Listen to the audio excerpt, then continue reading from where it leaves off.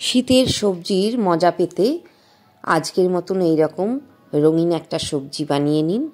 এতে কিন্তু সকালের জলখাবারের যে রুটি লুচি খাই আমরা, একদম জমে যাবে। তো কিভাবে বানাবেন আসুন দেখতে থাকুন আজকের রেসিপি। নমস্কার বন্ধুরা, তৃষ্ণা রান্নাঘরে আপনাদের সকলকে স্বাগত জানাই। প্রথমে আমি কড়াইতে সর্ষের তেল দিয়েছি। তেলটা গরম হয়ে গেছে, দিয়ে দিলাম 1 চামচ গোটা জিরে, একটা গোটা শুকনো লঙ্কা আর একটা তেজপাতা। জিরে ফুটে উঠেছে, এবারে দিয়ে দিলাম ডুমো ডুমো করে কেটে রাখা একটা বড় সাইজের আলু। আলুটা আমি খুব ভালো করে ভেজে নেব।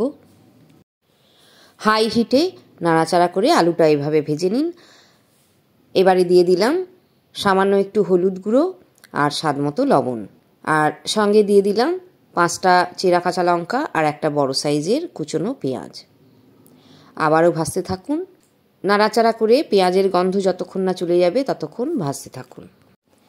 পেঁয়াজটা দেখুন বেশ লাল করে ভাজা হয়ে গেছে। এবারে দিয়ে দিলাম 1 চামচ আদা রসুন বাটা, আর দিয়ে দিলাম 1 চামচ মতো লাল লঙ্কা গুঁড়ো।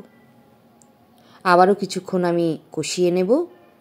এই কষিয়ে নেওয়ার মাঝখানেই দিয়ে দিলাম 1 চামচ ধনে গুঁড়ো আর 1 চামচ জিরে গুঁড়ো। এবারে একটু নাড়াচাড়া করে নিন। সামান্য একটু জল দিয়ে দিলাম, 1/2 কাপ মতো, আর কিন্তু জল আমি দেব না। এবারে মশলা সমেত ভালো করে একটু নাড়াচাড়া করে নিতে হবে।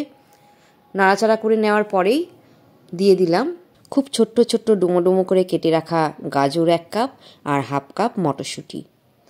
আবার খুব ভালো করে নাড়াচাড়া করে নিন। এবারে আঁচ কমিয়ে একদম সিমারে করে দিন। সিমারে করে দিয়ে ঢাকনা বন্ধ করে রান্না হবে 10 থেকে 12 মিনিট। ফিরে এলাম। এই 10-12 মিনিটের মধ্যে আমি 2-3 বার নাড়াচাড়া করে দিয়েছিলাম, আর দেখুন কত সুন্দর মজে এসেছে তরকারিটা। এরকমই শুকনো ঝরঝরে খেতেই ভালো লাগে এই তরকারিটা। দেখুন আলুও গলে গেছে, আর গাজর মটরশুঁটি তো খুবই নরম জিনিস, সেগুলোও নরম হয়ে গেছে। তো নাড়াচাড়া করে এবারে একদম শেষে দিয়ে দেব 1 চামচ গরম মশলার গুঁড়ো, আর দিয়ে দিচ্ছি সামান্য একটু কুচনো ধনে পাতা।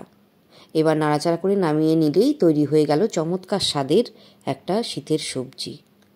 গাজর মটরশুঁটি আলু দিয়ে এই সবজিটা রুটি লুচি পরোটা যার সঙ্গেই খাবেন খুবই ভালো লাগবে খেতে, আর গরম গরম ভাতের সঙ্গেও কিন্তু খেতে খুব ভালো লাগে।